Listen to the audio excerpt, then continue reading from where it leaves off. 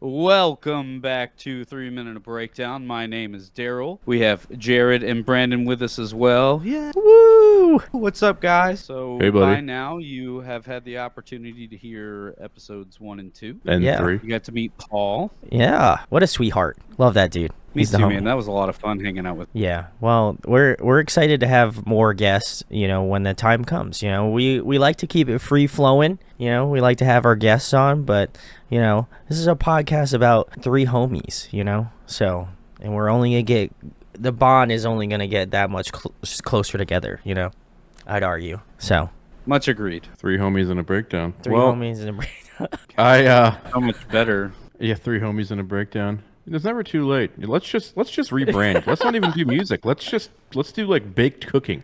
Like a we're all high and let's do like cooking podcast. Anyway, I digress.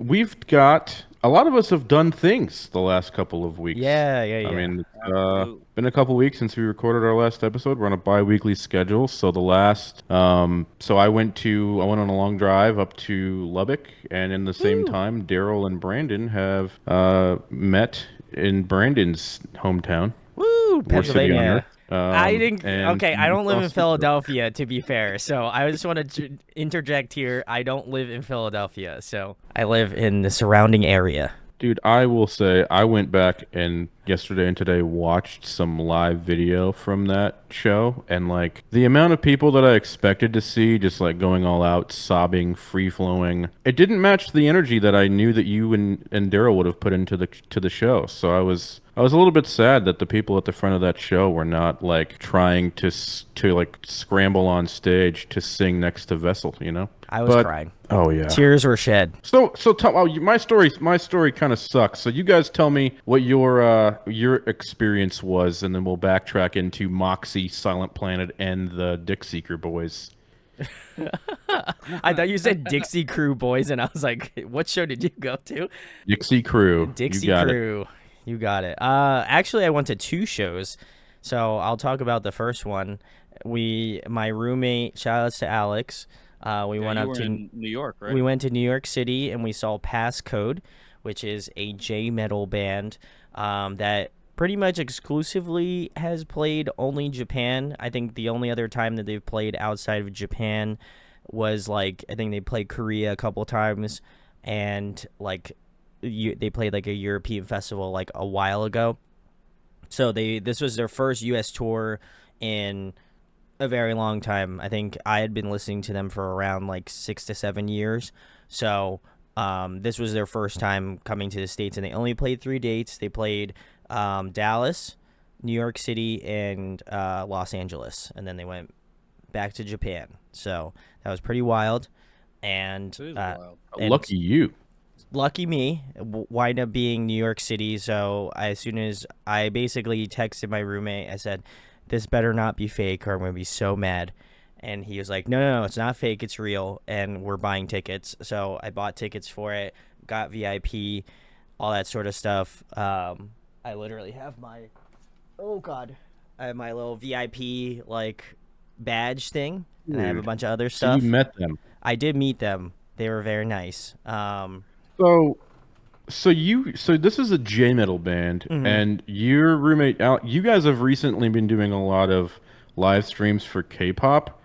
Have you guys had similar music tastes since you've been living together, and you just recently got into K-pop? How did that whole thing come about with you starting to do K-pop live streams? Because I know Alex is he's a K-pop fanatic. The whiz. Yeah, he's the wizard. Yeah. I go to him for all my K-pop needs now.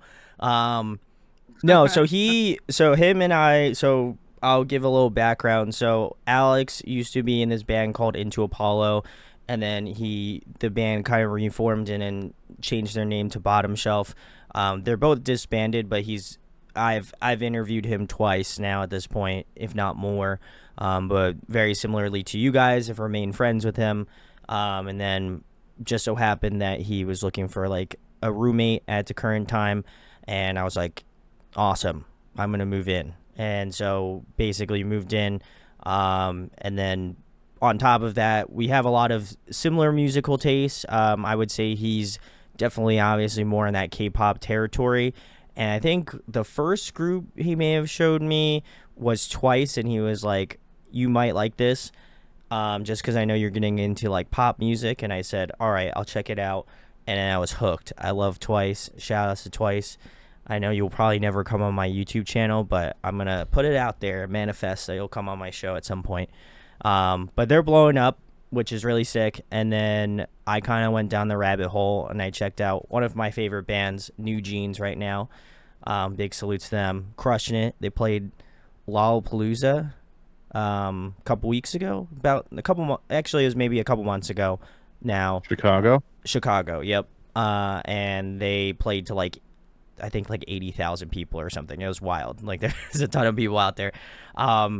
And so I've kind of fallen down the rabbit hole, and then I had asked him, because he was like, you should check out Twice, and he'd been just recommending me groups, and I said, why don't you just come on and introduce me to K-pop music? Like, I'm a metalhead, you obviously know that, just because we have a similar musical interest in that way, but I know he like is a huge K-pop person, so like I was like, let's do it, let's get you on. So basically that's what kind of happened. There's Daryl's wife. Shout outs. She just got home from work. She's peering through. So basically I had asked him, I was like, you should just come on, just like I ask you guys to come on the channel all the time. I was just like, you should just come on and teach me about K-pop, or like have groups that you like or you feel like should get more notoriety. And so the first group we did was Dreamcatcher, and I'd recommend, if you are like not, you're like, hey, maybe I might want to get into K-pop music but don't know where to start, and you're more of a like metalhead or a rock head, I would definitely recommend checking out Dreamcatcher, because that was kind of like the first group that really, like, I was like, oh, this is sick. Like, how did I not listen to this group beforehand? And then it's like, it kind of combines my love of like that rock, hard rock, like J-rock, J-metal, you know, like K-pop, all of this under this interesting umbrella of music. And so that kind of just did super well, and now I'm just like deep in the rabbit hole. We're actually doing one.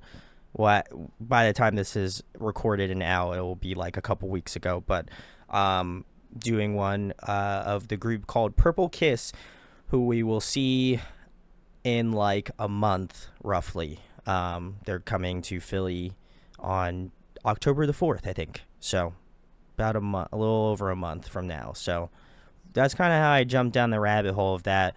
But Passcode was one of the bands that we kind of shared a mutual love for. So he was like, why don't we just take a trip to New York City and just go see them? And I was like, fuck yeah, let's do it. So then we took the train into the city, hung out for a couple days, did some touristy shit, and just had a good time, and then went to see Passcode and met a bunch of cool homies.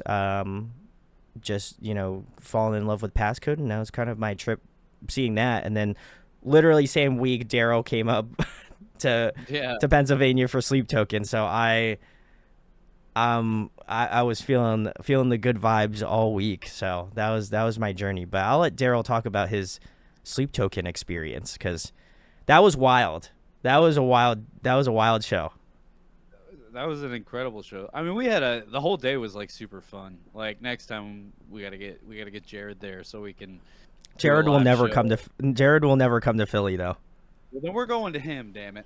We are. That's what we should do. That's the next family trip. We'll come out to Texas. Yeah, man. So it was a cool day. I am a super nerd, and I am a giant Sleep Token fan. So I did a meetup with some people in the fan group, and they turned out to be pretty chill and not weird, which was super awesome. Shout out to all of them. They were like super nice, and we just kind of geeked out about it. But like a huge storm came in right when we were walking in to do that too. Oh my god, swept in out of nowhere and like encompassed the whole city, and then everything was wet after that. But it was packed. I would say that it might have been a little oversold, because it was definitely shoulder to shoulder, and there weren't many places you could stand without being in somebody's way. But all in all, it was a fantastic time. AA Williams opened, which they didn't even announce until like a few The days day before of. the tour. Yeah. Oh, was it really? I I didn't think it realize it was was even because it was happening. like literally after Blue Ridge was finished. They were like, "Hey, we actually have an opener for this tour. It's A. Williams," and we're all like, "Who is that? We don't know who this person is." The Blue Yeah, Ridge and debacle. Yeah. oh god, yeah, we'll get there. Um, yeah, and we had never heard him. We went. I think we went and listened to what, like 2 songs, just to kind of get a feel for it. Yeah, we were chilling in my room here, and like, we're like, "Who is A. Williams? We should just give it a listen."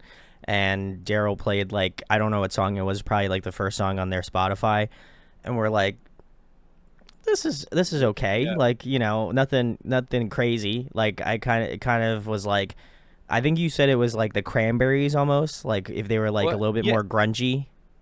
yeah. If they were like almost like a doom band, because it was super like slow to mid tempo, and she did all these like ethereal singing styles. Like, I'll tell you what, seeing it live was Was super oh yeah. cool, and I'll tell you the venue sounded incredible.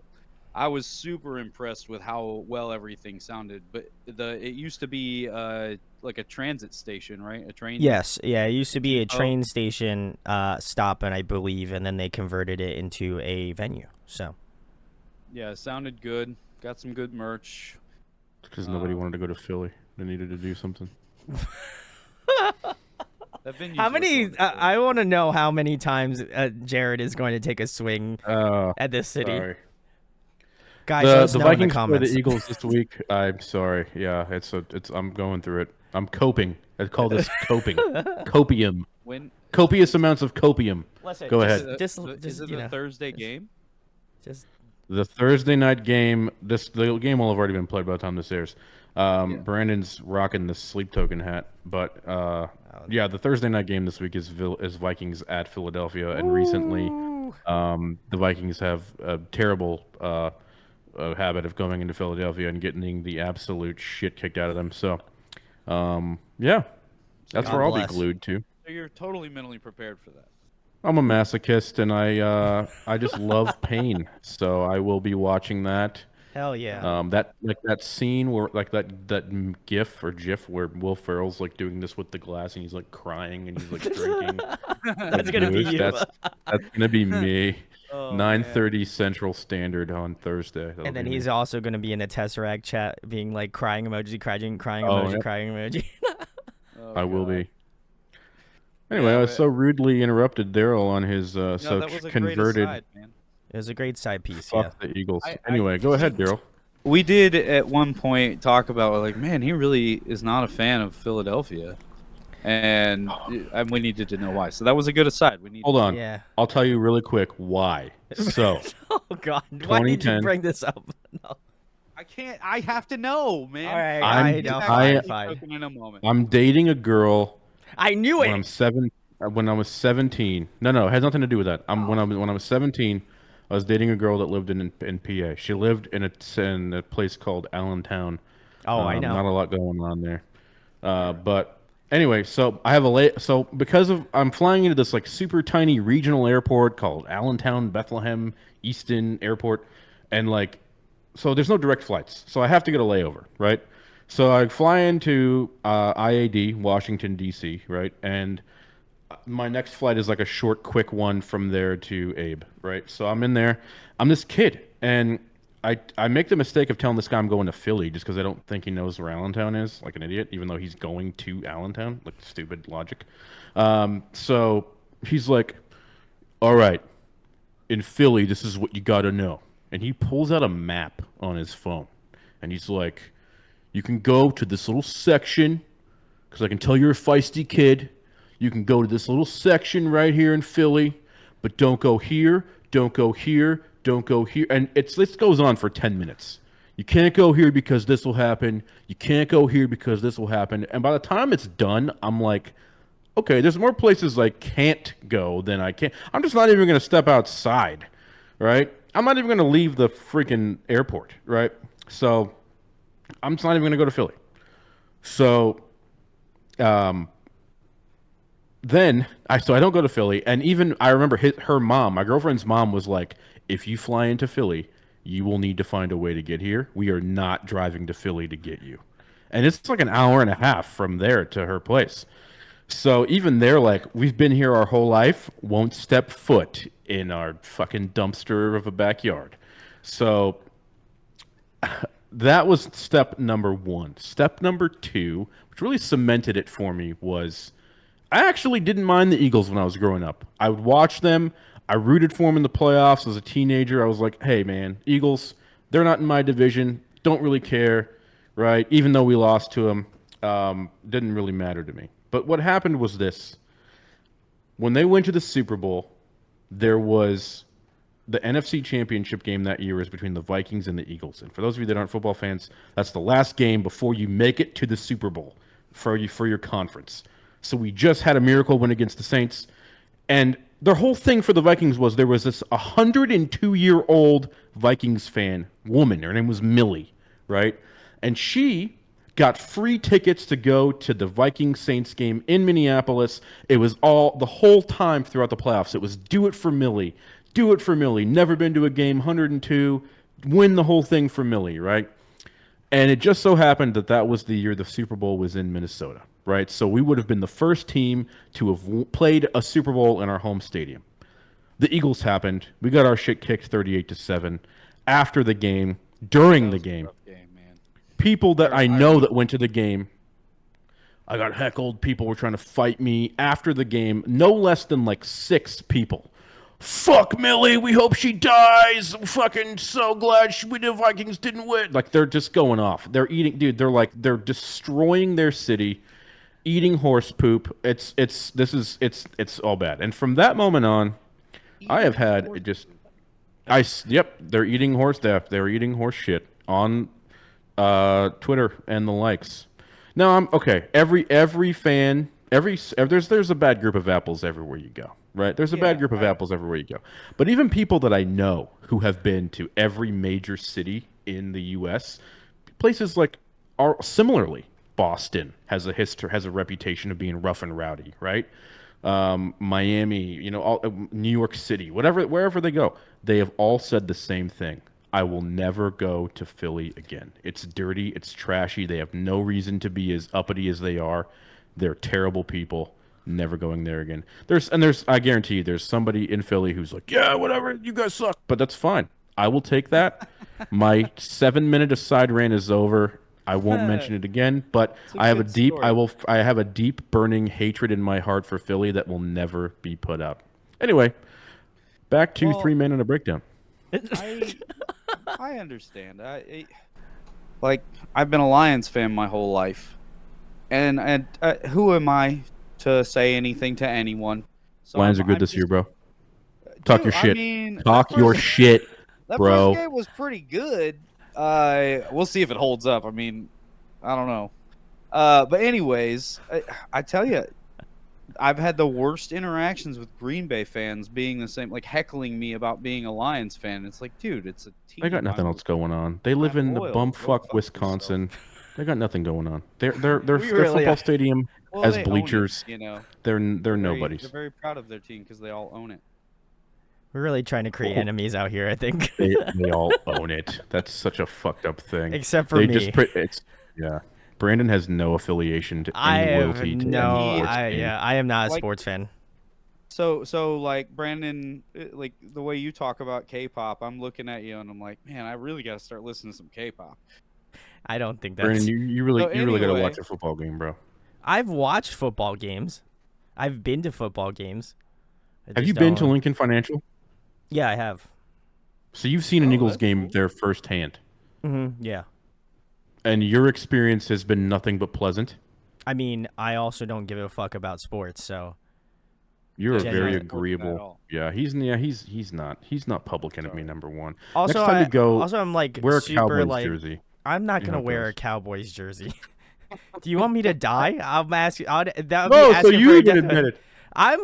Listen, I'm not saying you're not wrong. I'm just saying that there, like you said, there's some people that are bad apples in sports. That's the problem. You're absolutely right. I don't think. So anyways, I think if people that are like very like high strung, very high energy about sports, that's like My dad's like that.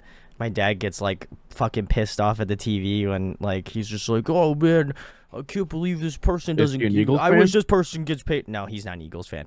He's a well, I don't know if they're called the Redskins anymore. The Oh. Commanders. Yeah, The Commanders. the Commanders. No, I like the Washington football team better, to be honest. But Commanders. They're not is okay. just it's cringe. Either I think they should have just not. I think they could have came up with a way better name than. What happened was, last side note about football. What happened was, the list of team names leaked. So like the Commanders had all these different names they were going to go, but Dan okay. Snyder, horrible NFL owner, just did a million things terribly wrong. Hit the name of the names that he wanted to name his teams leaked, and some guy caught wind of that and bought all of the domain names for the teams that he was going to name Hell the yeah. team. Let's Which go. is why they had to become the Washington football team. They were not intending on doing that, but they 2 years. Then they, 2 That's years they awesome. were that team, and then they were like, "All I right, love- fuck you, I we're love picking that. the Commanders." I love that. Some guy took a shot, man. Some guy took a shot. Didn't make a dime, but he took a shot. He took a But shot. you have to. If he's a normal guy like me and you, if he's a normal guy, and we're like, "Hey, we know you really wanted these teams. Give me 50 G's, right? Give me Yeah. 100 G's." Like I'll nothing. Like gladly, no I'll skin glad off that, your yeah. back. I'll No gladly skin hear off that. your back, bro. Yeah. But you know he was like, "Give me $1 million, or you're not getting the foot." And they're like, "Well, let's go by Washington All right, football whatever. team." And you And, just they're like, like, can't do that. and then the guy that bought all of those domains can hold this. This is an L, baby. You know, Hold that he L. held it. Big L for that guy, huh? L for You know that who guy. didn't hold an L? Daryl and Brandon when they saw Vessel in person Yeah. and Yeah. What an converted experience. It was a good experience. So, anyways, yeah, A.A. Williams, awesome, very atmospheric. Like hits you like it was like a nice warm up to the full, Sleep Token experience that you get because they're very, mystical and they went full fledged production, so they had the backup singers and everything. Wait, Abigail Williams has backup singers? Did you say you guys? Oh, A.A. Williams was the A.A. group. Williams. This entire time, I thought you guys were talking about the late 2000s black deathcore metalcore band. Why Abigail would it be Williams. Abigail Williams, man. I was You- so confused. Episode 4, guys. Let's take note that every single episode, Jared has mistaken one band name for another. It is like it has to happen every time. I'm gonna start Mannheim mumbling I feel- Steamroller, I feel like he's- Abigail Williams. I Yeah. feel like this is a bit almost. Like I feel like, Dude, I swore Abigail Williams. I'm like, that's an interesting open for Sleep Token. And then, anyway, sorry. So not Abigail, A.A. Williams. A.A. Alcoholics Anonymous Williams. Okay, got Audio it. addiction, well, Willie. not that, but maybe it is that. I don't know. I haven't looked up. I haven't tried to figure out what AA stands for. I'm assuming it's the front lady's name, front person's name. But I would say so. Yeah. They set it up well. The turnover was actually pretty quick. Yeah, it was like Um, 15 minutes, maybe, if that. Yeah. It was nothing. Like, and obviously they backlined, but it's still nice that like they just went out there and did the damn thing. But well rehearsed. Everyone sounded great. The backup singers were Oh, like an awesome addition. money. I saw them when they were on tour with Issues, RIP RIP Issues, but they They're didn't. still They together, were technically. they were not like famous then, so they couldn't afford the big production. So they went up, played like 5 songs with just the 4-piece band, and I thought that was great. But this was like an over-the-top production. One of the best shows I've seen in a long time. Yeah, I would also agree with that. We also met like a ton of homies. Big shout outs to Dave from Sentinels. We got to hang out with Dave and his lovely mother. That was not a joke. Man, that was cool as hell. Dave's mom was cool too. It was nice to meet her. Yeah, she's very nice. I've met her before. Very Dave's nicely. a good dude and a great musician, so make sure you check out Sentinels if you have not. Yeah, Dave will probably. Dave, come on the show. We'd love to have you. Oh yeah, we got to You get already know. Dave on the show. We got a few people lined up, but Yeah. But who else? Eduardo hung out with us. Eduardo, shout outs. Yeah, he's a local NJ homie. He used to play for this band called Refinement. Really great, like local New Jersey band. And we met a couple other people in line. It was just a really cool time. I genuinely felt bad for one guy that was like walking down the line asking if there was a free Sleep Token ticket available that he could purchase. And I'm pretty sure. Free ticket he could purchase. Well, sorry, I meant like a free Somebody available like ticket, extra. an extra Oh, ticket. okay. Um, And he struck out. no, he got a ticket, but I'm pretty sure I found out he paid like $250 for this ticket. One That's ticket. happening everywhere. It's insane. Like they blew up overnight, right? Like it happened. And I was like, whoa, what happened, man? Like that ate quick. And Eden so happened. they announced this tour, and they really should have upgraded a bunch of the venues because, like I said, it was oversold. Like we were in there like this. Like To just be sweating fair, on Philadelphia had like 5 shows happening all at once. oh yeah. So that's true. we just like, it was just nuts.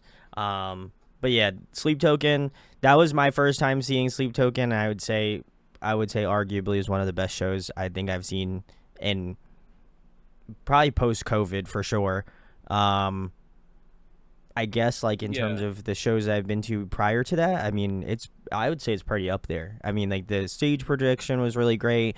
I thought it was really cool that they like, obviously like their singer isn't going to talk. So like they walked off stage and they had like these like voiceover things, like basically like dictate what's going to happen next in the set, which I thought was like really ominous, but like also at the same point, it was really cool to just kind of again keep that like that mystique of them being like who they are, like not a thing. And I think that's really, I appreciate the fact that I think in one of the like voiceover parts, it was really cool that he was just like, you know, this is almost supposed to be like you peering into a looking glass almost, where like, you know, like obviously Vessel is up there with like all of the other members, but like realistically it's supposed to be about of an experience of your own rather than for, you know, the person behind, like the person making the music that does Sleep Token and all that sort of stuff.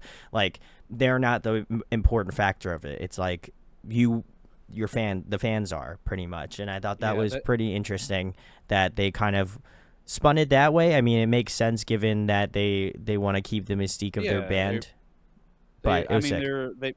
they've always been immersive, which is really what's always drawn. Like, I mean, I like a lot of bands that are really good musicians, and I listen to their music often. But if you can immerse me in an experience like that, a full story, because like the live show is very theatrical. Is the Oh yeah. like going to see like a live, obvious like musical theater almost the way it's done. Um, yeah, I was just kind of lost in it there, you know, Would you for a describe while. it as I ran dreamy? down, I tried to get It was as a little close to the dreamy, front yeah. as I could. Yeah, So then it would be definitely kind of a dream theater. sleep check. I'll be here all week. Well, it was bad because like, so I almost went like dad mode on Daryl a little bit because I was so immersed in it. I had like my earplugs in, and I thought so. Him and Eduardo had like, I thought they had gone to the bathroom or something, and Daryl's like, "I'm going," and I was like, "Oh, I thought he's going to the bathroom." So he just disappears, and I him pointed. and I didn't know where I wasn't paying it. I'm trying to be immersed, right? Yeah. So he goes, and apparently him and Eduardo had pushed up closer to the front of the venue, and me and Cynthia, shout out to Cynthia as well. We were hanging out back by like the sound booth, and so I was like, "Where did he go?" So I like texted him. And I said, "Hey, are you good?" And then I didn't hear anything back, so I'm like, "Oh God, I'm like, hopefully he knows that we parked in the Target parking lot." He didn't get into a fight. You got close though. There was something that happened, and I'll let Daryl talk about his story of what happened. But yeah, they pushed their way to the front more. Yeah, the push was like a lane had opened up, and Eduardo was like, "I'm going down," and I was like, and I tapped you on the shoulder. I was like, "I'm following, I'm going," and so I was like behind him, and then like he takes a hard left, and I walk straight into like the only pit that broke out the entire time, and I was like, "What? Whoa!" Like, and it was so packed in that place that like I immediately just got like pulled into it, flying around. And then I get like shoved towards the front, and I get like pushed into the wall of people, and a girl turns around and she's like, "Get the fuck back!" And I was like, "Is this your first concert?" I was like, and then I immediately just like these two dudes grabbed me and pulled me to the side, and they're like, "He's with us," and I was like, "Yeah, you guys are awesome," and hugged him, and then we just like sang along to the show, and but they were like, they're like, "She's been yelling at people the whole time. It's really annoying." I was like, "Oof." But, She's at the front. She was like by the pit, she's right? being a Karen yeah, from the front. so Oh, in the pit of the theater, about a third back from the front. was there like was there ever at any point a mosh pit that broke out? Well, that's what I'm saying. The only time that It was, that yeah. a mosh pit broke out is I was just trying to get a little closer so I could see the full stage because we were up on this balcony, and I wanted. Oh, a so better you view. weren't. So you were on the upper level. You weren't down No, no, on no, the no. main floor. We were no. So basically, I the way went that's down. basically how it's set up is like, so the venue is like basically a box. Like the back part of it is where like the guy in the soundboard and lights is like there, and then behind him is like a step and like kind of like a raised like platform, and that's like they have like a bar in the back so you can still like stand. But then if you go upstairs, there's like a wraparound balcony at the top. We weren't at the wraparound balcony, but on the like raised back level, if that makes sense, Jared. Got it. Yeah. So And and then Daryl got yelled the at pit by a the pit Karen. was the pit was down a little. Yeah, and he Yeah. did get yelled at. So Well, they and the worst played. part, I wasn't even trying to like get sucked that far in. I was just trying to get down to like the back third where I usually live because I'm older and don't like it when my knees hurt.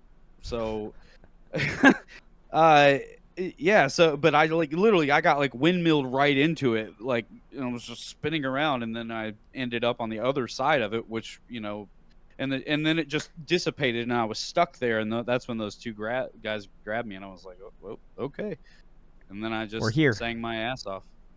You did sing your ass off.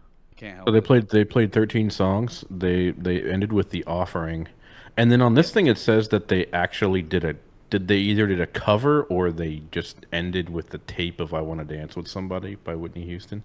Is that They just how ended it. They ended it with they ended it with just the regular Whitney Houston version, which I thought was very Oh, strange. So they they didn't just do played like that? yeah, they just played, which was weird because we were like, are they gonna do an encore song? And everybody's like, I think the offering's the encore song, and I was like, well, I'm Yeah, like, didn't he cover this song? Like, why don't he just play the recording yeah. of that?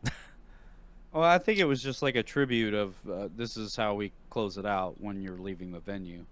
And a lot of usually the venue chooses the music, so for all we know, it was just the sound guy that was Yeah, being funny.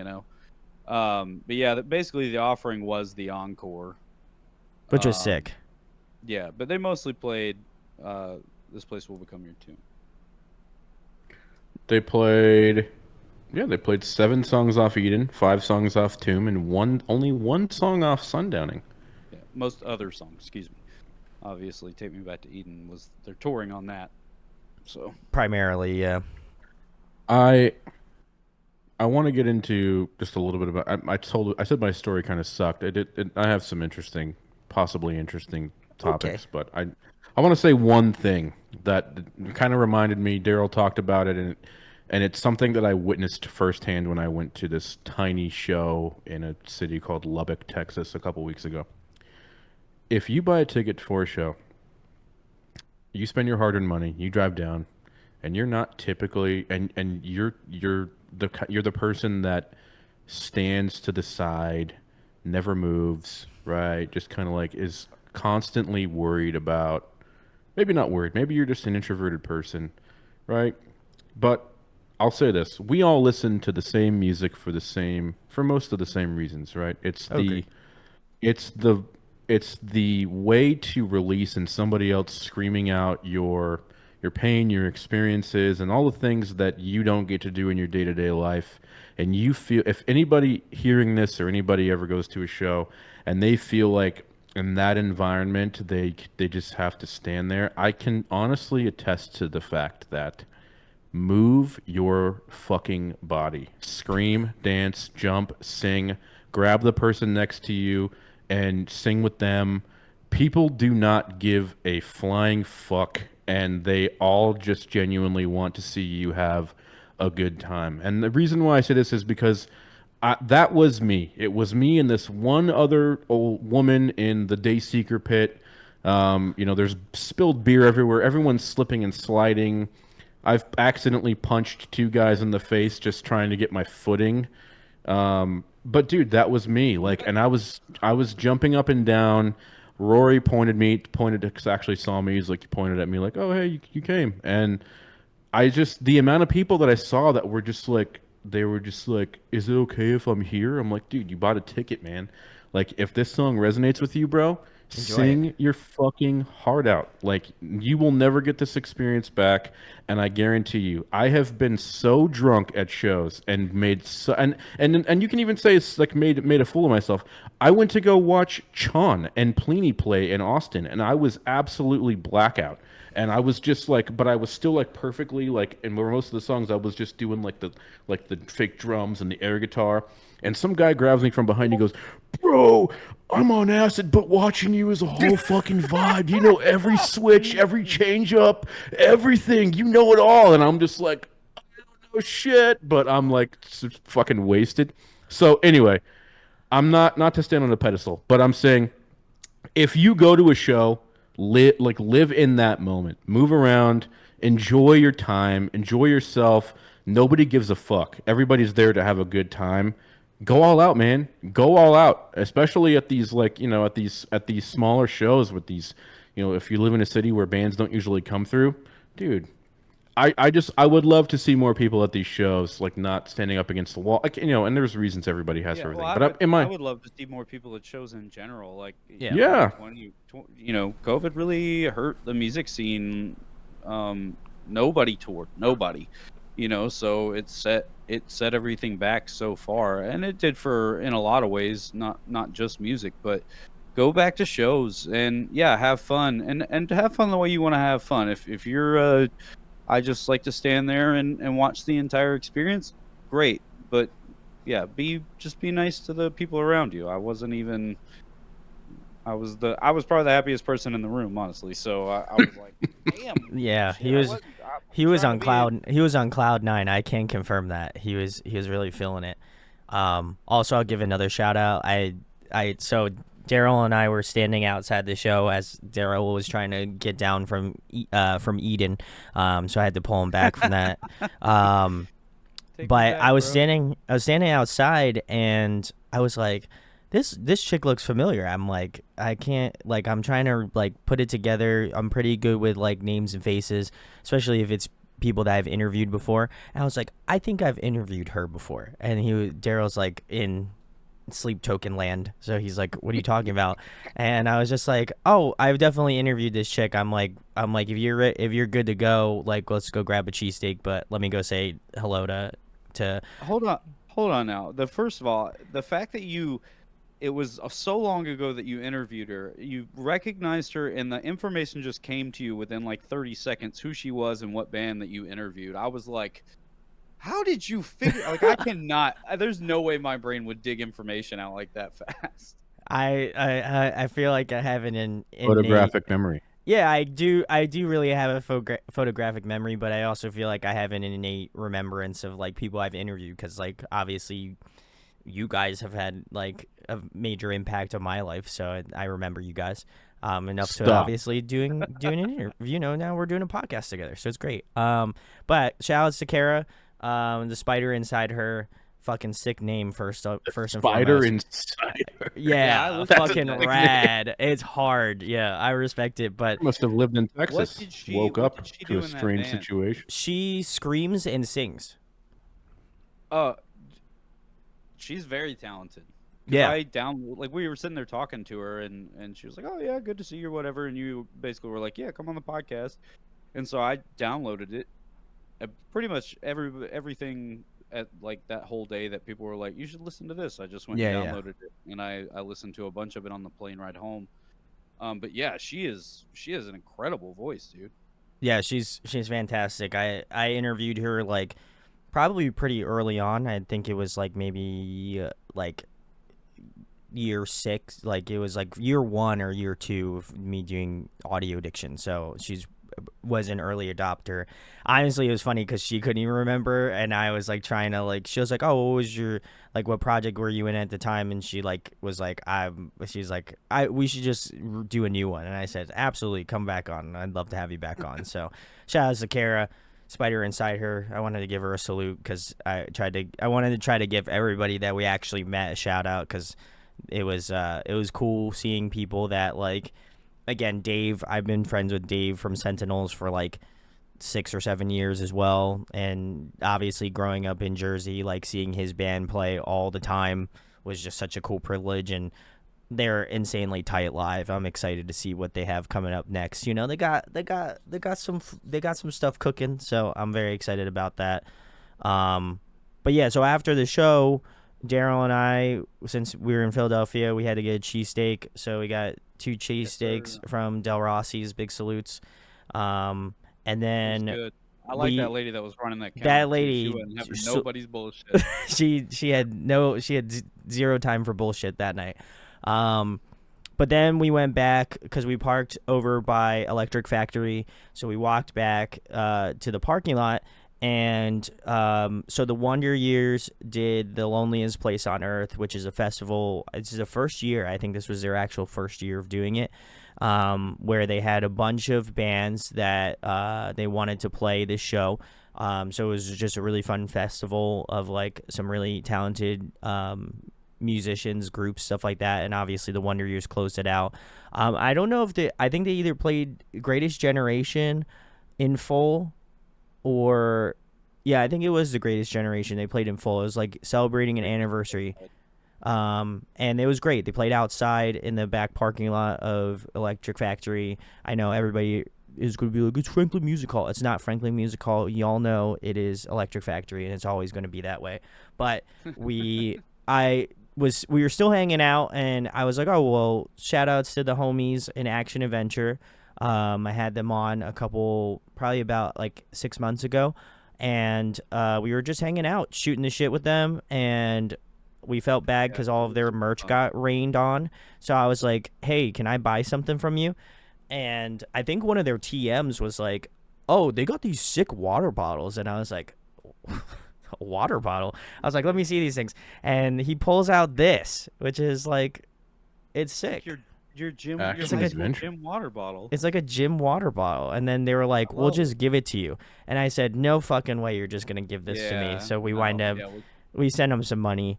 So I want to give them a shout out. They're on tour right now with the Wonder Years, so go give them some love. They're great. If you're a fan of Easy Core, go check them out. Good. They're really good too. And they were super nice. The homie was wearing that Limp Bizkit. Yeah. Like I was like, dude, that is so cool. It was hard. What did it say? Like Haterade? Haterade, yeah. It was like he was like, pour me a glass of Haterade or something. Like, yeah, it was sick. One of those like boutique shirts that somebody just like makes a pop up of and they limited sell it. But I was like, dude, I want that. It was sick. Yeah, we got to hang out with them for a little bit before they took off, and then we ended the night snacking on Phillies in the parking lot of Target. Yeah. Also, shout outs to Chris. He plays drums for Sweet Pill, which is also another really cool band from Philadelphia. And Chris is in like 5 bands. If you know Chris, he's in like 5 different bands in Philadelphia. So that dude really knows how to work. So as one worker bee to the next, I got to give him a shouts as well. But yeah, it was a great time just hanging out. I like the Daryl and I were talking about this. We just love like the after show hangs. Like there's just something special about that time where you're just like hanging out with a band after the show and they like know you and they just like ask you like, like about your life and shit, and you like ask them like, oh, how's the tour been, or like, they're like, how's the wife doing, how's the kids doing, something like that, whatever. It's just like it's just a cool like bonding time that I just love. But yeah, it was a great time. Big shots, all the bands we hung out with and spent time with, and people we met up with. We were talking. Daryl and I were a talkative bunch, so it was good. Yeah. Dude. And then I had a bangover on Sunday. He did have a bangover on Sunday. We got some pizza. Shout outs. The pizza was delish. And we watched Rush Hour 2. Yeah, man. Just You know he ain't gonna be in Rush Hour 3. Wait, Daryl, when did you bang out? Sunday or Monday? Monday. What? He left Monday. Yeah, I flew out Monday morning. Brandon dropped me off at the airport, and then had to go to work. He's a true G, because Wait, he you didn't went wanna to have work wake on up. Monday, Brandon? I did. Yeah. This was yesterday? Yes. Yeah, I flew back yesterday. Okay. Dude. That sounds like a great fucking time. It was literally We so wanted you after there. after Daryl left on Sunday, like to go back to the hotel, my brain was still clicking, so I didn't go to bed until like I think like 1 or 2 in the morning, and then I had to wake up at 6:45 to go pick him up, drive him to the Philadelphia airport, drop him off, and then drive a whole nother hour back up to my job, and then stay at my job for like the day. What a friend. And then drove What a back home. fucking friend. Shout out to Brandon for being the man. Yeah, man, definitely a homie. He literally picked me up from the airport at midnight and then dropped me off when I had to go back. And then a few I days worked later. after that too. I You worked the sure next did. day. My flight got delayed, of course, because I flew Spirit. Shout outs. It's cheap. It is cheap. Fitting name. Nobody owes Fitting me name. money. Because when you're flying Spirit, you're either going to turn into one or you're going to be praying to one that you get there. So. Or both. Or both. It was fine.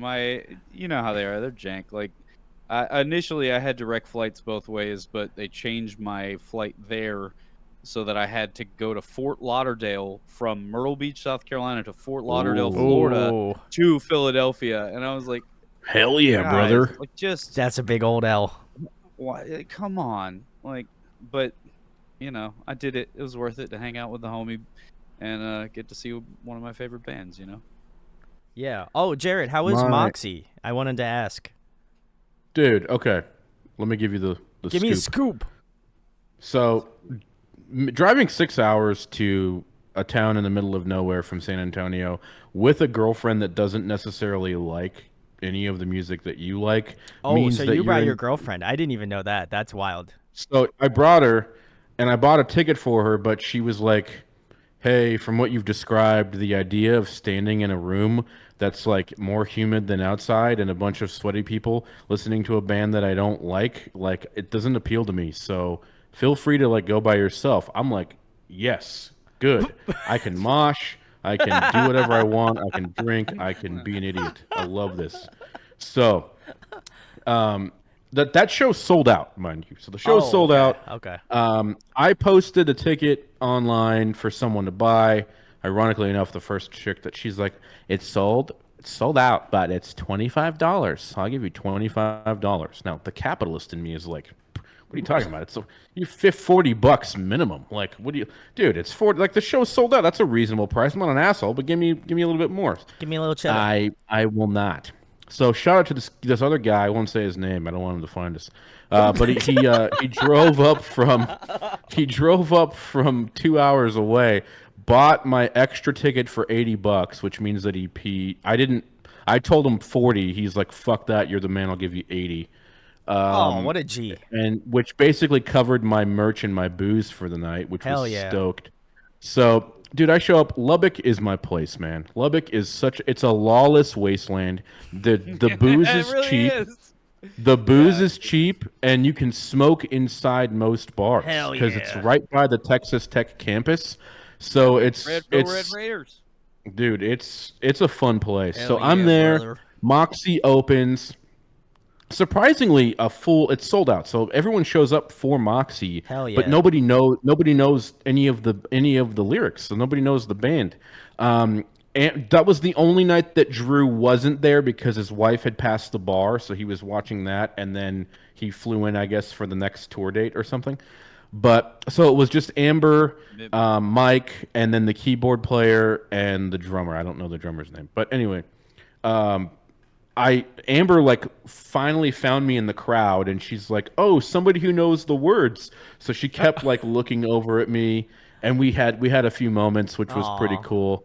Cute. But basically, dude, after that, Moxie was awesome. They're like, you can tell they're like their showmanship. Mike Franzino did the classic like Bill Murray, like very Bill Murray-esque fake saxophone, where he brought out the fake saxophone Yeah, and I he saw played it, that. Yeah. the inflatable saxophone, which was fun. But dude, after that, the merch line for Dayseeker was like 80 people long for the first hour of the show. So like Moxie played, and then Silent Planet played, and not until Silent Planet like set was almost over did that Dayseeker line start to die down. Because this was the first line that Rory like partnered with someone, and he was selling a hot sauce. Dayseeker had a hot sauce at this store. But anyway, dude, so Respect. I met Amber. Told her that Get some of that hot sauce? her. I didn't buy the hot sauce. No, I only bought Aw. merch from Moxie. Hell yeah. But you know, Daryl. Oh, wow, he's really getting close. Look at that baby face. Oh yeah, let's go. Oh, nice. Oh, signed Woo! vinyl, man. Let's Good on go. Let's go. I don't baby. have a vinyl player, but I bought and after, so Amber, super nice, super humble, super talented. She also does artwork. Yeah. I kind of let her know how inspiring they were to me, and afterwards she gave me a free little piece of her art, man. So I bought a shirt, Nice. got a signed vinyl, and had a moment, and then promptly, so this venue split into two sides, and the other side is a full-blown bar. This side, and it's weird because the people on the other side of the bar are like not the kind of people that would go to metal shows. There's like old cowboys, and then it's just Garrett on the other side, like so they're like, they're like, whoa, what What a in setup. tarnation's going on over there? Yeah. So I had an experience like that, but on a much smaller scale. I played in we played in El Paso one time on tour. Woo. A lot of, I mean, they filled the venue, but it was like this tiny place in the middle of nowhere, and the bar literally, like, here's your stage, and the bar like was like went into it. Like I could have been on stage, and the bartender could have handed me a beer from side stage. Like that's how small the place was. that's so sick. That's awesome. But you know, I mean, they had like 50, 60 kids show up, which was super cool because there's, you know, it's not a big market, and we had a great time. But yeah, you could tell all those dudes have been doing a lot of cocaine sitting at that bar. And they were watching soccer, and they sat there the entire time. There was 6 of them, and they all sat there through all the bands and watched soccer. And they would just take turns going to the bathroom quickly. It was insane. Dude, I love Lubbock. I couldn't get my bar tab over $20 if I tried, and I drank, and it was fun. And You should have told Amber how you found out about Moxie. I did. So I Oh. did. I told her that I knew you. I told her that you interviewed them. The person the Mike was like, "Cool, bro. I'm really hot. I was wearing this gray suit the entire time. Just give me a minute." And Amber, luckily, like took a little bit of time to come out. So she was like super happy and humble and awesome to talk to. So she yeah, man, that was a really, really nice moment. And then I went to the other side of the bar. That other guy that bought the tickets was like, "Whatever he drinks," he's already destroyed. He's like, "Whatever drinks you want, they're on me." So like, I was drinking with him. I was smoking his cigarettes. I was like, "This is the best day ever." Wow, you And then really I had are to living drive. it up. Yeah, I had to drive back to the Airbnb, so I didn't stay for too long. But yeah, man, I'd love to go back to another. She's like, "You should stay tomorrow for the Acacia Strain." I'm like, no.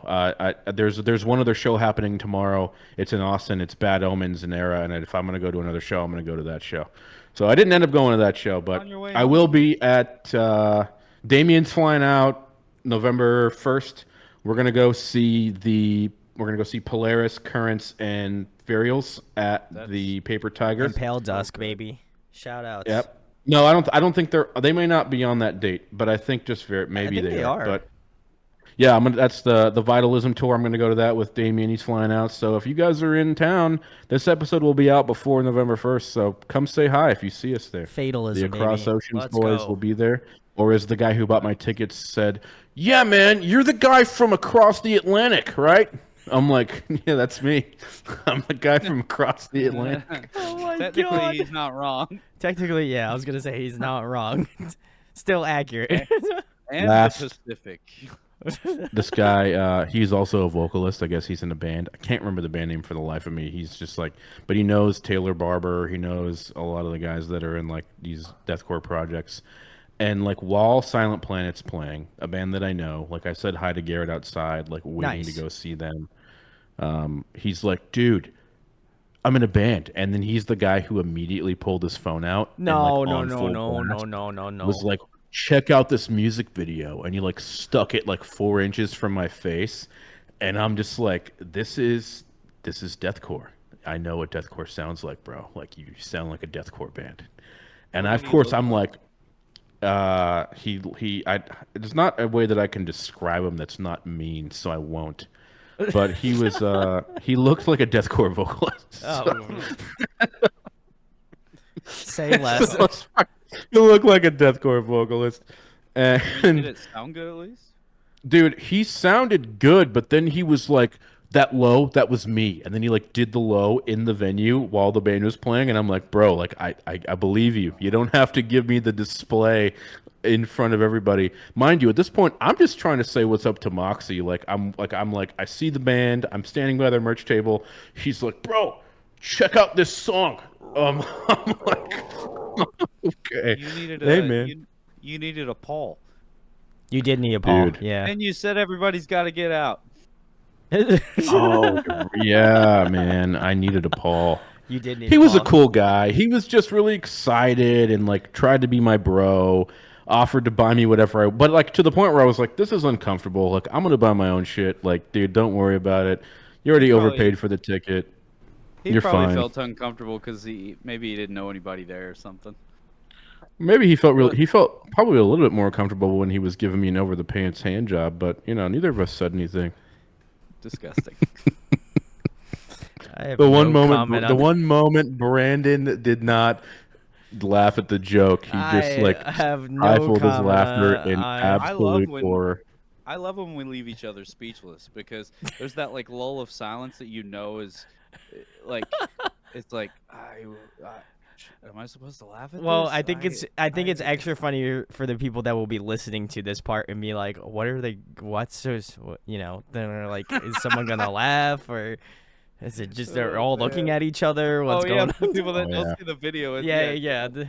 That's my favorite part because Like- there is definitely like- I re-listened to episode 1 and there was definitely some parts where obviously I wasn't like watching the video, but I was re-listening to episode 1 and I was just like, wow, you could tell there's some like palpable energy going on here that like if you didn't see the video, obviously I was a part of it, so it's a little bit easier for me to put the puzzle pieces together, but I can imagine someone listening in is like, what the fuck is going on here? Like what type of faces are they making? What's going on here? You know, there's a lot of things to Yeah. read between the lines. So I like that, you know, because then now Watch it'll the YouTube incentivize, videos. it'll Yeah. incentivize them to watch the YouTube video. So there you go. But Yeah, it's funny because as I've been editing the shorts, like we have social medias, TikTok, Instagram, all Shout that outs. stuff. Go follow us, be our friends. We love you. Woo! As I edit those, you know, I'm watching everybody and I realize how much my ADHD shows up because you guys sit still and like are here. I'm just like fidgety all the time in my chair and like waving Daryl's my like- hands around and stuff, and I feel bad. Yeah, I'm just like making all of this background noise. So if you're listening to it on Spotify, I'm sorry you don't get the little extra perk of the Of seeing facial us, yeah. expressions and what's showing on our faces in certain moments. But Well, you I can- wanna you I can wanna fall asleep comment on YouTube, too. I wanna comment on a Darylism that I saw this weekend when he came over to my place. He was just like sitting here in my chair and we were watching the movie, and he was like, "Man, You have a it'd be- TV in that room? Yeah, it's over in the corner. Here. Oh shit! I got a 50-inch Vizio, baby. Salutes. I got a 65-inch OLED. I Oh, beat yeah. you. Hell yeah, bro. Respect. I don't know how. Daryl- and It's they like- say no, and they say size doesn't matter, right? I got a TV in here too. Yeah, It's Daryl. Like it's a says- 27-inch CRT. Sorry, Daryl. It's like a 50 something. Yeah, he's got a I big don't know. TV. It's there for the Switch, but I mean, I'm at my computer's setup, so a lot of times I'll just, if I want to play video games, I just hook it into my monitor. That's true. He does do that. But I saw Darrylism. He was sitting in this chair and we were watching like TV or whatever, and he was like, "Man, it'd be really nice if like I could put my feet up." And I was just like, literally got up from my bed and moved my ottoman over to the seat. And he kept his feet right next to the ottoman, but didn't put his feet up. And I said, "Are you going to put your fucking feet up, bro? Like, I dragged this shit over for you and you didn't even put your legs up." Because I didn't want you to do it. I felt bad. No, I was like, I said. He probably moved Meatball too, which really pissed him off. No, Meatball was laying on the bed. He was fine. He was out. I said, what you need is an ottoman. And you like pulled that thing over, and then you gave me the story about how when Meatball is in the chair and is oh like, yeah, this is his chair. Fuck around and find out, right? Yeah, you pull it over so you can sit at the computer. Yeah, I basically move this chair, and then I'll move the ottoman to my desk, and then he'll hop off the chair and be like, "Oh, well, now I want to sit on the ottoman." I'm like, "Bro, pick your fucking lane, dude." I'm like, "You either sit on the ottoman or you sit on this chair that you're gonna rip up with your nails. One of the two." Jared, nothing else can get you to head to Philadelphia, then you're never gonna meet Meatball. Because you gotta fly into Philly to go to Downingtown. That's true. And my roommate's cat, Milk. Shout outs. Yeah, Milk was cool too. Traveling's hard, man. It's just I work at a small company, so I only get a couple days. So usually it's like, hey, I haven't taken a day off in like a couple months. Can I go to a couple days to go off to see my family in Cali, right? So like I don't typically take time off to go. We'll come out to you. Guys, how do you think Damien feels? He's like, I came out to see you from Germany twice. I'm gonna be in Georgia. You haven't come and seen me, you fuck. So, and he's moving. So he's moving. He bought a house. He just bought a house in Georgia. So I gotta go set his shit up when he gets back here. Oh, that's cute. Next month. But we'll do it, man. You guys will come out to Texas. Maybe we can go to South by. We can do something fun. I don't mean by South by Southwest. I mean like South by So What in Dallas. South by Southwest blows. Hell yeah. Can we talk about that for a second before we... Okay, these music festivals that are clearly fucked up. Oh, my God. Dude, oh, yeah. Woo! How many times do you have to learn your lesson? So Astro World 2021, people get killed, right? But we already know. We already know, like yeah, there are... Woodstock 99, if you don't exactly. know what that is. Firefest. The most colossal... Yeah, Firefest. Burning Man. But Burning Man. Dude, Blue Ridge was a total fuck up. You know, I mean, I've been seeing a bunch of videos, and I know a few people that went, and like first day, terrible weather that like destroyed everyone's campsites. Oh, it looked Most bad. of the bands didn't get to play. People that weren't camping were being shuttled there, and apparently it was taking minimum like 3 hours to get shuttled. And then on that day, because of the weather, they kept getting people boarded on the bus and then getting them off the bus and then boarding them on the bus and then taking and then they just kept shutting it down after that. It was wild. And I know you can't do much about weather, but that was such a colossal failure. I don't know how you come back from it.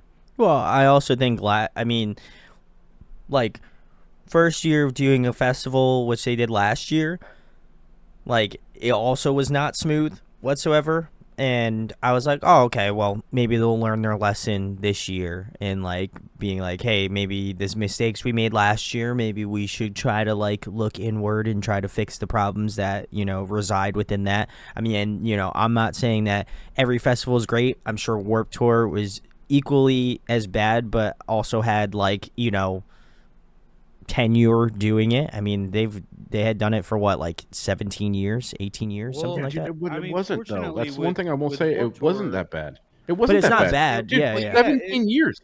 17 years, and they never had anything like that happen. Yeah. No, but the thing, they had multiple tour dates. Is like what I think helped. Sorry, Sure, Daryl, go ahead. No, yeah, and that's what I was saying. But fortunately for them, like Warped Tour grew organically. So Yeah. it started out small enough for them to manage, and as it grew, they were able to create more infrastructure, hire more people, figure out how to fill the plot holes in the story, so to speak. And you're right, it did last 17 years, and it got to a point where essentially I don't know the whole story. I'm guessing though it just financially became Too much. impossible to keep that kind of infrastructure going and make a profit without it becoming too much of a liability. And unfortunately, we live in a society that runs on numbers, and so these people put these festivals together, and you're trying to make it profitable, right? And unfortunately, things go bad because there's things you don't think of or things that you miss, or in some cases even that are ignored completely. Sure. Yeah. um and yeah, it's funny because for a bunch of the bands that kind of got screwed over and weren't able to play Blue Ridge, some guys put some shows together on the East Coast, um and the one of them was like a smart punk show. Yeah. It was And 10 bands or something. yeah, and Joel Haston, shout out to Joel. He used to be our manager for the Ansible. Oh wow. Okay. Super cool dude. He's been in the industry a long time, but I saw he posted. He was like, "Yep, we slapped this together, and they sold out the whole show in like 3 minutes." Yeah. It was wild. Yeah. So, shout out to people like them, but I commented, I was like, dude, if people like you started a multi-day festival, I would actually go. But Oh, for sure. there's so many horror stories. I will say the only one that I haven't seen any horror stories for, I mean, if anybody knows, correct me if I'm wrong, but Furnace Fest, I definitely would be willing to check that out. I'd love to go to Furnace Fest. Or Lala. I think what happens is if you have a festival which only has one tour date, right? So it's already got the appeal of exclusivity, right? You have to travel from a place, especially Woodstock '99, right, which was so iconic 40 years before, right? So you have Astro World. That was big because I was close to it when it happened. But you have this, and in turn, like, so you have a promotion company, an events company that's looking to make a quick $2, $3, $4 million, right? Whatever their cut is, and then they cut, and it's been proven time and time again. Corners are cut, security's not tight. These kids are making minimum wage, so they don't give a fuck anyway. They don't have enough triage areas set. Like they don't have like, if one thing it's like my fantasy football roster this year. If one thing goes wrong, it's fucked. It's fucked. Like if one bad thing happens or one bad chain of events happens, the whole thing goes to shit. And I think that, it would be smart of them to spend the extra 50, 100K to train people up, to set up more areas. Like, like when inclement weather happens, these people couldn't get out. They couldn't go anywhere. Like you need to have a game plan for that. And it's not like this is. I mean, we're what 23 years removed from Woodstock '99. Like, dude, we're not dumb. We live in the era of information. We live in the era of more information than anybody in history has ever had access to, and there are examples of good festivals and bad festivals, right? And dude, it's like to be honest with you, it's why I didn't go to the one that was in Vegas last year. The giant, when we were young. Yeah, it's why I didn't go. Dude, I saw the lineup. I was like, this is too good to be true. I was coming off of Astro World, and I'm like, I don't trust it. And however they did that, Live Nation, it was I don't know if it was Live Nation. It may not have been. I know Live Nation was the one who got lambasted for Astro World, so I may be wrong. But anyway, I don't think it was Live Nation. Well, they have a monopoly on all major. But I was gonna say, outlets in the United they did States. it. They did it, and people that I knew went, and they loved it, and they're doing it again this year. And they even had inclement weather the first day, and they canceled it, and they moved it, and they added a weekend, and dude, they did all kinds of cool shit. And not cool shit, but they accommodated for the situation. Sure. So I guess I'm passionate about it because, to Daryl's point, I want to see more festivals. I want to see more people at festivals. But I want to see people that are not incompetent cunts running these festivals. No shit. Um, you know, More festivals, I more like safety, more regulation, more yeah. Yeah. Well, accountability. and more infrastructure because I'll tell you what, I have gone to it's a multi-day festival, um, and it was not like a but it's like multiple dates, not like multiple days in one space. And it's the Is for Lovers festival Yep. that Hawthorne Heights has been doing. I went to that with my wife because we grew up listening to a lot of those like pop punk and emo bands, and we love them still. And we had a fantastic time. And literally, it is the Ohio Is for Lovers guys that are putting this together and got the whole inception going. You know, they did a fantastic job. There were plenty of restrooms. There was plenty of area for people to go. There were food options, free water everywhere. I mean, they had these huge, kind of like those coolers, the football coolers. You know, it's got the spout on the bottom, the big orange 5 gallon. Mm-hmm. It looked like one of those, but instead of 5 gallon, it was like 100 gallon. And it had you walk around it, and it had like 8 spouts on it that everybody could go fill their water or whatever. Um, and all the bands sounded good. There was no hiccups or issues, and everybody was taken care of. And you could see like there were paramedics on site and everything. And like I was like this like, and my wife and I we don't we had a VIP package. We don't usually do that, but we were like, you know what? Let's like go all out for this, and we like made a whole weekend of it and had a great time. But um, so you know there was like a meet and greet with the band, and he basically was just kind of walking around talking to everybody, but did like an announcement in the beginning, basically explaining like we want to make this an enjoyable experience, and we want to make sure everybody's having a great time and everybody's well taken care of throughout the entire day. And that was like their mission statement was, let's make sure that our fans actually go to a festival, see all the bands they want to see, and leave on cloud nine, and it's not some colossal fuck up like you keep seeing over the last few years. But I really appreciated that, and I think it's a good model if anybody's thinking about doing a festival tour or even a standalone festival. Talk to those dudes because they'll tell you like what you have to do is make sure you've got all the checks and balances, overstaff. They had plenty of people to check bags and take tickets. They had, like I said, attendance everywhere. And even he was like walking around shooting pictures with people and like hanging out. That is an aside just to how cool he was. But it takes people like that, right? Like you have to have that mentality, and you have to be a little selfish. You might not make all that money on a project like that, but at least and here's the thing, like all of those bands, their record sales are going to shoot up. Next year they can do it even bigger, maybe more dates, maybe bigger Mm-hmm. venues or whatever. But kind of like Warp Tour, how they grew Warp Tour organically with, you know, and Vans is a big company, right? Like they put a lot of time and effort into it, and I wish that it could still be around because it was definitely like a coming of age thing to do, to go to Warp Tour with your friends. It was so cool. Oh, 100%. And I think it was Hawthorne Heights was the band that you can remember, Daryl. I got you. Oh, I said it. Okay. Well, Hawthorne. Brandon, did you ever go to the Northeast edition of Self Help I did. 2014? Yeah, I 2014? I did. I went. I actually got a press pass to do it. So I did go That long ago? You're the that long man. ago. No, Yeah. so yeah. So another thing. So like that happened in March of 2014, and Yep. later they announced another one October of 2014 in Philly.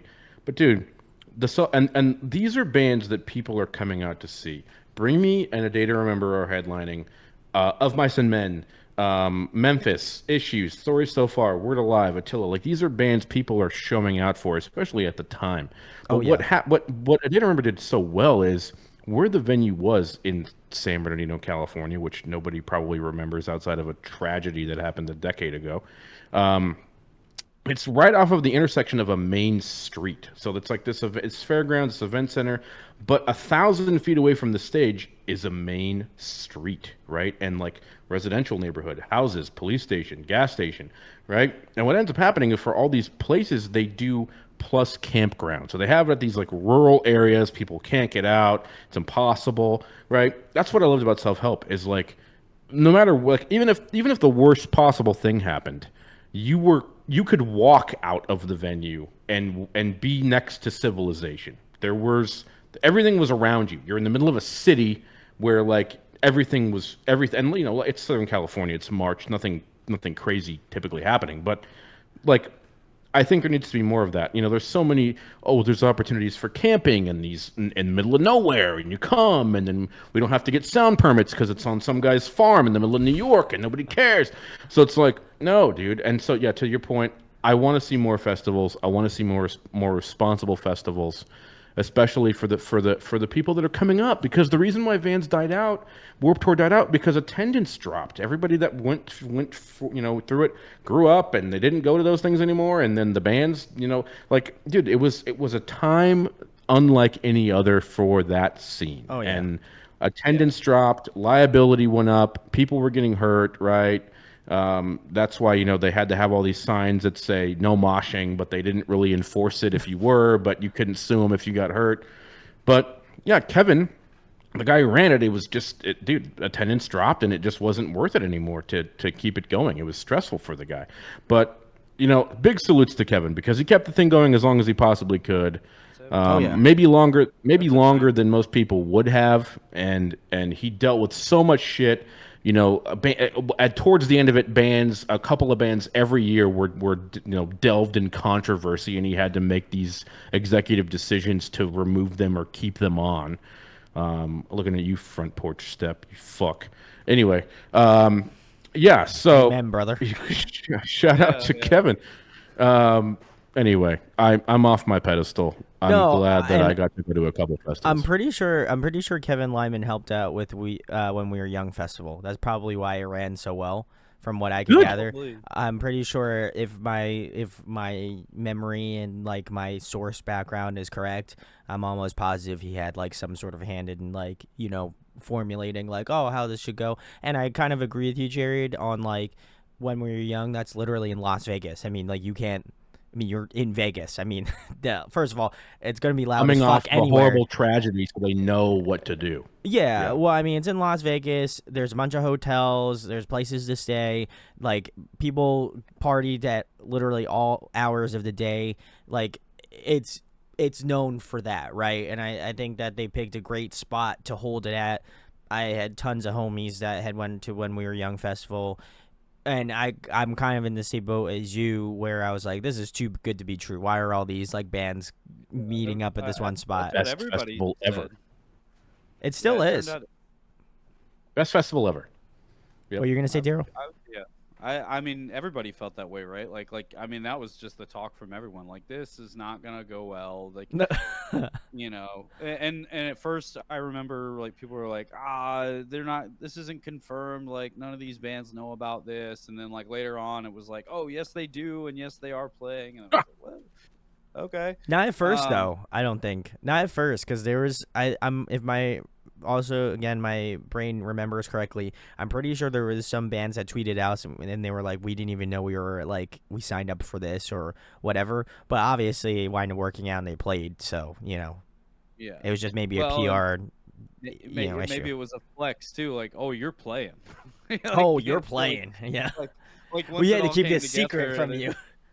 Yeah. And like, I know I saw one of those instances where like the band was in the process of booking a tour, but they hadn't announced the tour, but that date came out and they just didn't realize that was going on. But either way, I mean, I'm glad that worked out, and I hope they can continue to do it and keep it awesome, and we'll see what happens.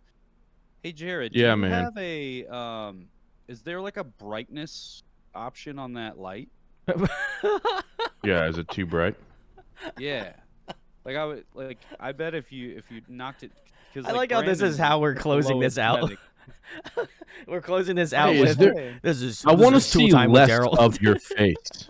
Can you just make it? Can you put a paper bag over your head? Can you actually just block out your camera? Turn the lights off. That's carry me home. Yeah. This is the class. Like I feel like I just got like Gerald just took me home from the bar as a 19-year-old. He's like, "Yeah, the lights are a little bit too bright. You mind turning them off a little bit?" Oh no. Meanwhile, he's all the way zoomed out on this camera. There we go. My zoom button. Where is Yeah, it? see, There look we what go. happened. See, we made jokes about it. Now it's just the left one with the right one on one level. How about that? Anyway, now that we've known Daryl hates looking at my face, everybody, thank you for I love tuning your in face. to the fourth Look at that episode light. of 3 Men and a Breakdown. It's not Um, fair. I'm gonna go cry and drink my tequila. No, Wow. everybody, thank you. Longest episode yet. We had a ton of fun. We'll see you again in a couple of weeks, and we'll Woo! hopefully all see you at shows sometime in the future. Yeah, if you're in Philadelphia, I'm also going to Fatalism tour as well. So Nice. come say what's up. I'll be there. Thanks, guys. Take care, everyone. Bye. See you next time.